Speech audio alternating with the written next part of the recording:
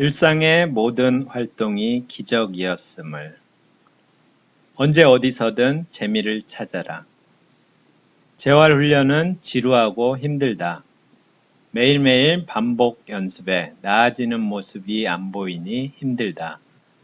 이럴 때일수록 재미를 찾아서 운동을 해야 한다. 끊임없이 반복할 수 있도록 재미를 찾아야 한다. 나는 누군가와 이야기를 나누며 운동하는 것이 좋다. 환자 중 대학생이 있어서 함께 운동을 하며 운동의 중요성과 꾸준함을 알아간다.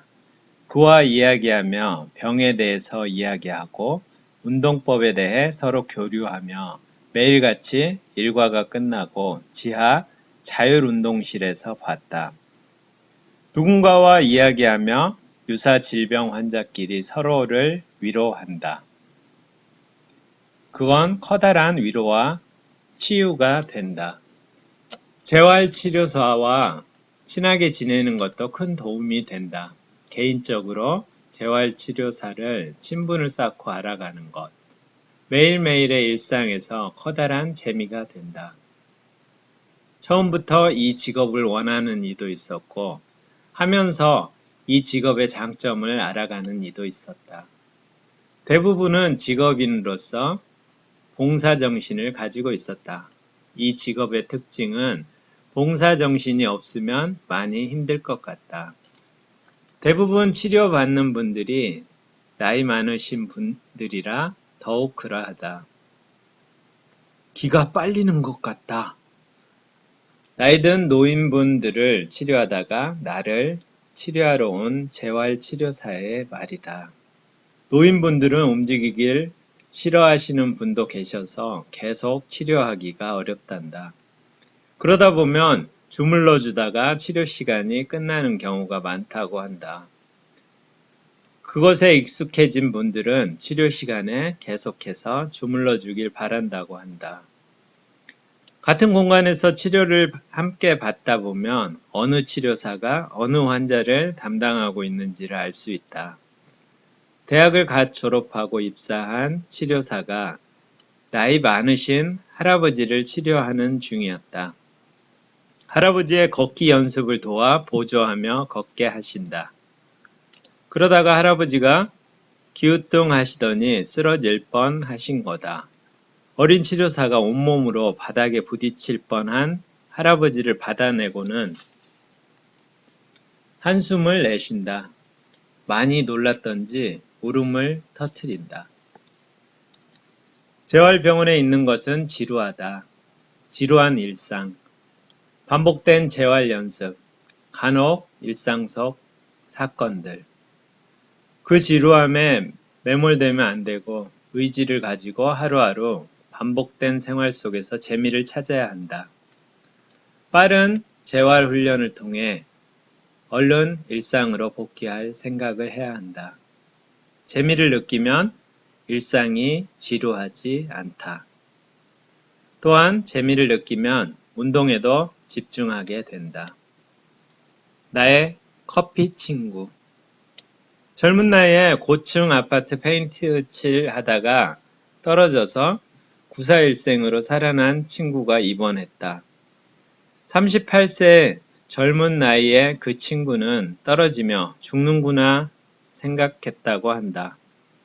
다행스럽게도 자전거를 보호하기 위해 쳐놓은 보호막 위로 1차로 떨어진 뒤 반동으로 바닥에 떨어졌다고 한다. 허리에 철심을 받고 다른 곳은 이상이 없다고 한다.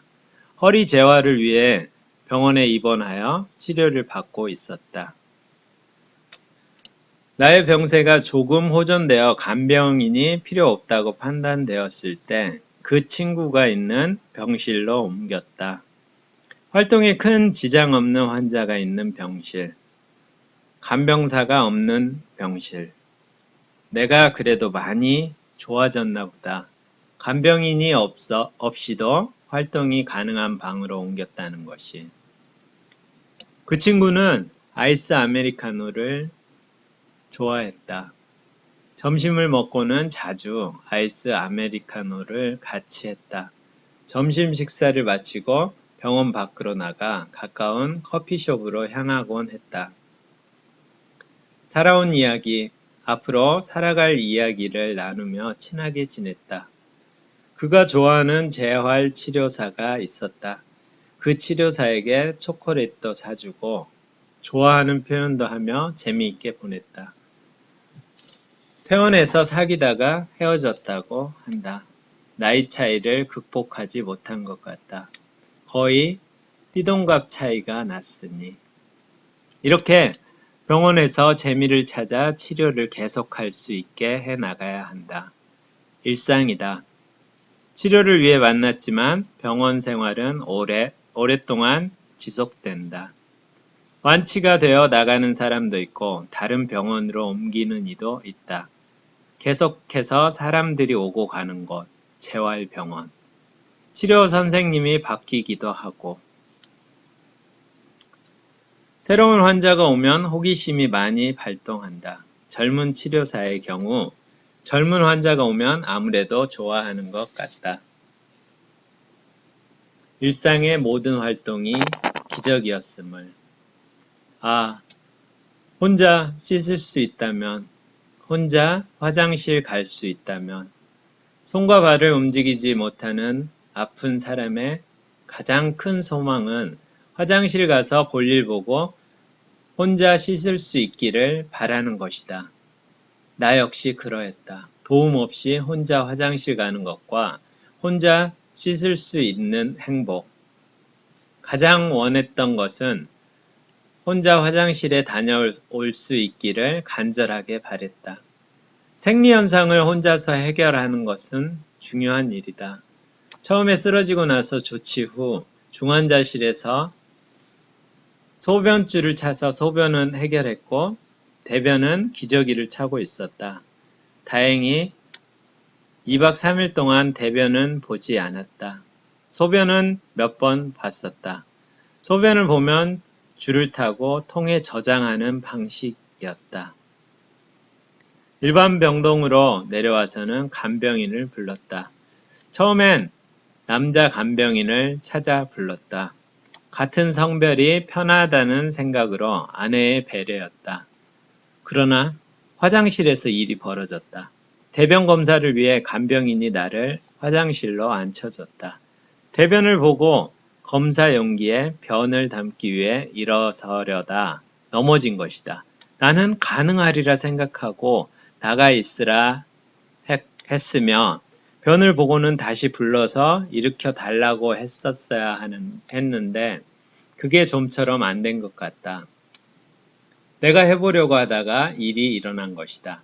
다행히 크게 다치지는 않았지만 내가 느낀 충격은 컸다. 혼자 일어설 수 없다는 것은 충격이었다. 가능하리라 생각했으나 가능하지 않았다. 그 사건 이후 남자 간병인은 볼 수 없었다. 그 일이 있게 된 후 여자 간호사 출신 간병인으로 바꿨다. 60대의 간병인은 자신은 간호사 출신이고 간병 경험이 많다며 여러 가지 이야기를 해줬다. 간병인이 화장실 안에 들어와서는 바지를 내려주고 용변을 본 후에는 장애인 화장실에 있는 보조 기구를 잡고 스스로 뒤처리를 할 수 있었다. 이것을 자세하게 기록한 이유는 한쪽이 마비된 환자는 중심을 잡을 수 없기 때문에 반드시 도움을 받아야 한다는 것이다. 일상의 모든 활동에서 보호자의 도움이 필요하며 혼자 스스로 하려 해서는 안 된다는 것을 알리기 위해서다.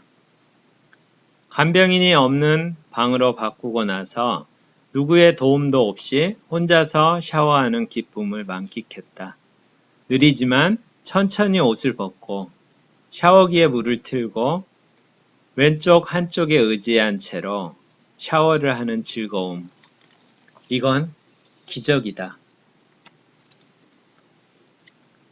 일상의 소소한 일들이 큰 행복이었음을 나는 쓰러지고 나서야 알게 됐다.